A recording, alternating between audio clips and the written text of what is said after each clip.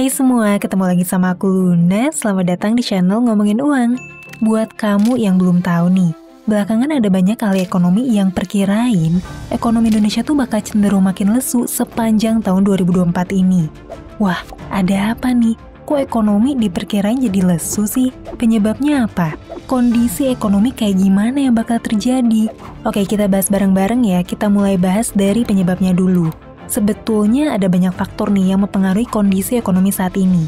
Tapi salah satu pemicu yang paling signifikan itu tuh adalah konflik di Timur Tengah di awal tahun ini, yang akhirnya tuh micu banyak ketidakpastian dalam perdagangan internasional.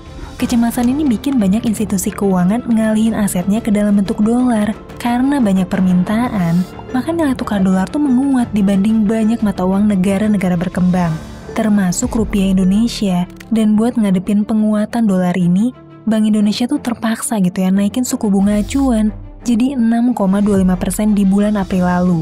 Kenaikan suku bunga ini bisa dibilang paling tinggi loh selama 8 tahun terakhir.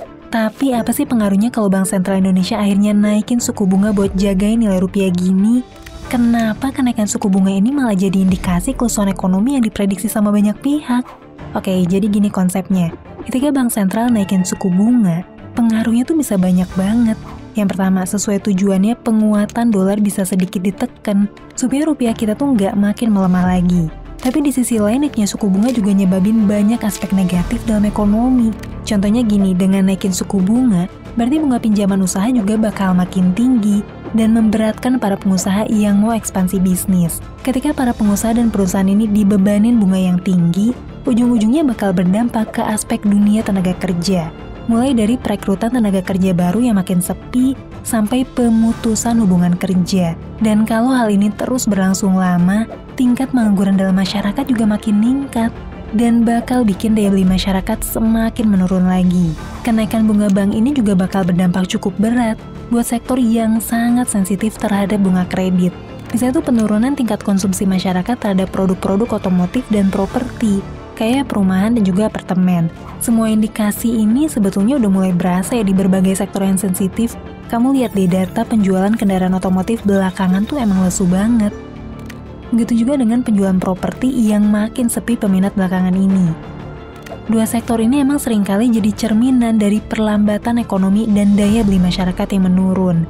Kamu sendiri mungkin udah ada yang ngerasain ya gimana dampaknya beberapa bulan terakhir. Kamu ngerasain gak daya beli masyarakat yang menurun, susah dapat lapangan kerja, atau mungkin justru ada yang usahanya lagi berkembang pesat? Coba ceritain ya di kolom komentar gimana sih dinamika ekonomi di lingkungan sekitar kamu belakangan ini. Nah, sekarang pertanyaannya, apa ya yang bisa kita lakuin di tengah kondisi ekonomi yang diprediksi bakal makin lesu kayak sekarang ini? Oke, ada beberapa hal yang penting banget nih buat dipersiapin. Yang pertama, punya tabungan dana darurat. Seenggaknya tuh sebesar 3 bulan pengeluaran bulanan. Buat kamu yang belum punya tabungan dana darurat sama sekali, aku saranin kamu buat segera gitu ya, mulai nyisihin pemasukan kamu buat jaga-jaga terhadap risiko keuangan di tahun ini. Yang kedua, sebisa mungkin kamu tahan buat konsumsi berlebihan. Apalagi sampai ngutang cuma buat konsumsi, pikir-pikir lagi kalau kamu berencana mau ngajuin pinjaman kredit. Soalnya bunganya lagi tinggi banget. Terus yang ketiga, mumpung sekarang bunga bank lagi tinggi, kamu sebenarnya bisa manfaatin bunga ini buat milih produk tabungan yang ngasih bunga tabungan yang tinggi, biar bisa naikin aset tabungan kamu. Apalagi dengan perkembangan industri perbankan saat ini, makin banyak gitu ya teknologi bank dengan layanan perbankan digital yang nawarin bunga tabungan tinggi, dan juga fasilitas keuangan yang canggih. Bahkan ada juga loh yang nawarin bunga tabungan sampai 8% per tahun. Wah, tinggi banget ya bunga nabung di bank sekarang. Yap, suku bunga tinggi ini emang berat buat yang minjem. Tapi jadi kabar baik buat yang mau nabung. Tapi ingat, jangan sembarangan pilih bank digital yang ngasih penawaran bunga tinggi. Seenggaknya pastiin bank digital itu diawasin sama Otoritas Jasa Keuangan dan Bank Indonesia. Nah, ngomong udah coba sisir beberapa bank dengan layanan perbankan digital yang nawarin bunga tabungan yang menarik. Tapi juga punya izin yang lengkap dan rasio kesehatan bank yang memenuhi standar. Dari banyaknya bank digital, tim ngomong ngelihat Bank Newcomers ini masuk kriteria yang menarik banget. Buat kamu yang mau maksimalin kesempatan dapat bunga bank yang tinggi kayak sekarang, kita lihat ya sejauh mana sih tawaran bunga tabungannya. Yang pertama itu ada deposito wow dari Bank Newcomers, yang bunganya bisa sampai 8% per tahun, dengan minimal deposit cuma Rp100.000 aja. Gak banyak loh bank yang bisa deposit segini.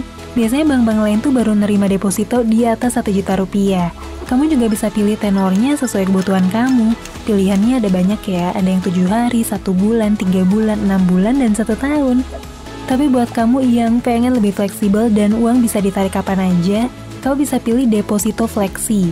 Bunganya mulai dari 6% sampai 7,5%. Gak beda jauh ya sama deposito WOW. Tenornya juga banyak nih, ada yang 1 bulan, 3 bulan, 6 bulan, sampai 1 tahun. Nih aku contohin, misalnya kita buka deposito fleksi 3 bulan dengan nominal 5 juta rupiah. Walaupun ada tenornya, tapi deposito fleksi ini bisa diambil kapan aja, tanpa ada penalti atau denda. Dan kita tuh masih dapat bunga 2% walaupun ditarik sebelum jatuh tempo.